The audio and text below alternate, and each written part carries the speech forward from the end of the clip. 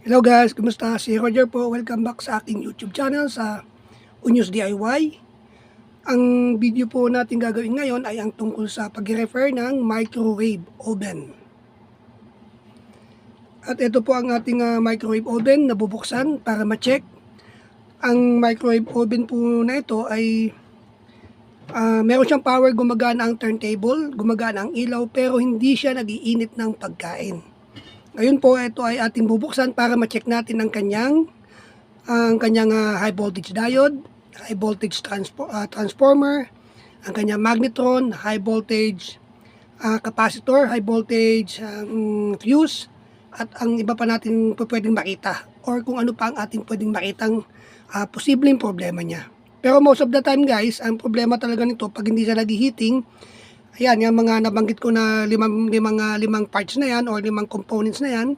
Ulitin ko, yan ang diode, ang high voltage diode, ang high voltage capacitor, magnetron, high voltage transformer, at ang kanyang high voltage fuse.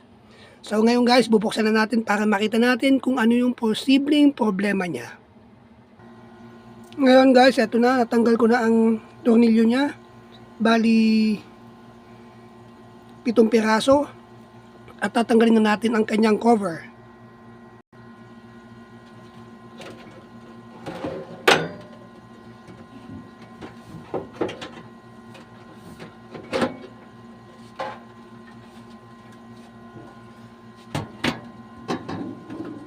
Ito na guys, ang kabuuan ng kanyang loob.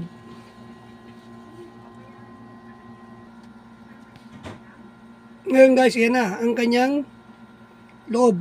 Kung inyong mapapansin, ito ang kanyang magnetron, ang kanyang high voltage capacitor, high voltage fuse, ito yung makikita, ito ang isang to, at ito naman ang high voltage transformer. Ito. Yan. Yung nasa kabila naman ay ang high voltage diode. Guys, ito na yung kanyang parts. Pero bago ang lahat, hahati-hatiin natin ang video kasi kung bubuuhin natin masyadong mahaba. Dahil magkukonsume tayo ng ilang minuto sa pagtitesting lamang ng ating mga parts or mga component natin. Ito ang kanyang high voltage diode. Ayan. Ito guys, hindi ito basta-basta na-check kung ang iyong tester ay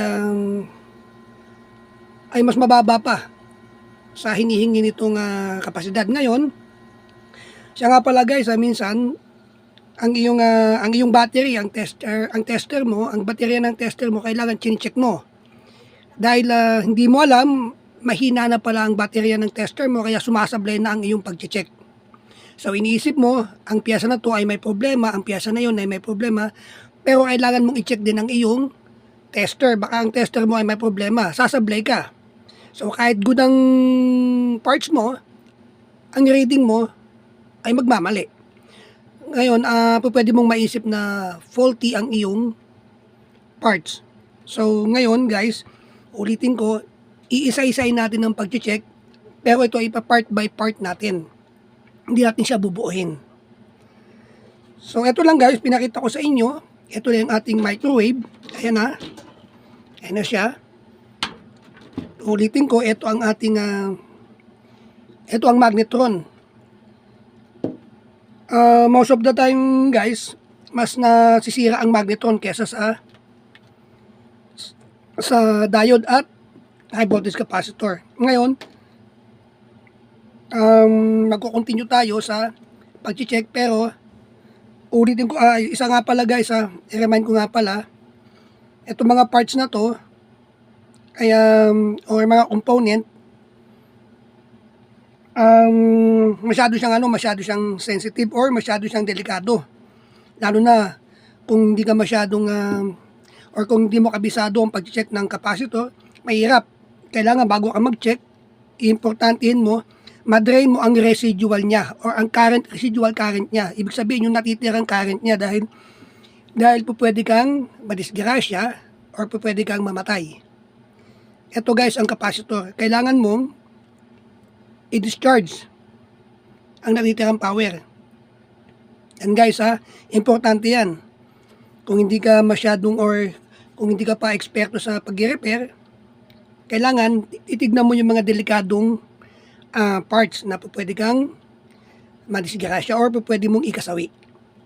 Ngayon guys, ito nga pala ang ating fuse. Continue tayo. Ito ang kanyang line fuse. Meron siyang thermostat. At ito guys, ang ilaw niya. Ito naman ang kanyang selector switch. Ito yung dalawa na yan. Yan ang kanyang door switch. Ang kanyang safety switch.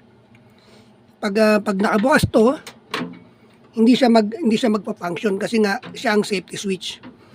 Ngayon, check-in din natin yan. Pero guys, hindi yan related eh. Ang talagang related lang sa problema natin ay itong 5. Itong magnetron, high voltage transformer, high voltage capacitor, high voltage diode, at saka ang high voltage fuse. Bukod dyan, meron pang isang fuse. Pero ito talaga nagdadala sa transformer. Itong fuse na to. So, ulitin ko, tatlong ulit na to or pang-apat, ito ang components ng pag-heating. So ngayon guys, iisa-isain natin sa ating video. Sa susunod nating video guys, yun na nga. So ito ulit si Roger guys, puputulin na natin ang video at magpapanibago tayo. Thank you very much.